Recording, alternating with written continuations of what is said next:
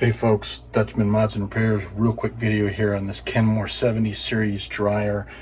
I've been working on it. We had a no start condition that ended up being a broken belt, but I wanted to share something that I ran into. This is the series where you have to pop and pry underneath to get the control panel tilted back. But what you can run into, is what I ran into, is the actual clips actually fell off or came off in the process of manhandling these out.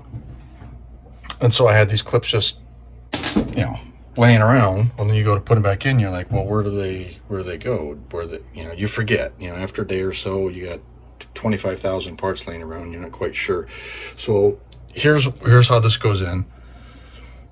Is the long-wise part of the clip that you can see here, right? It's gonna go in first. And the short wise, then you got to pinch. Takes a little bit of effort here. Snugs in there like that, so you can kind of see underneath there that long part sticking back up in there and the short part.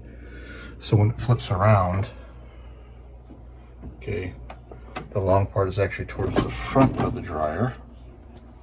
The short part's towards the back, and then it just pushes down and snaps into that slot right there. So hope that helps somebody out, saves you a headache or two. This is Dutch out. Have a great day.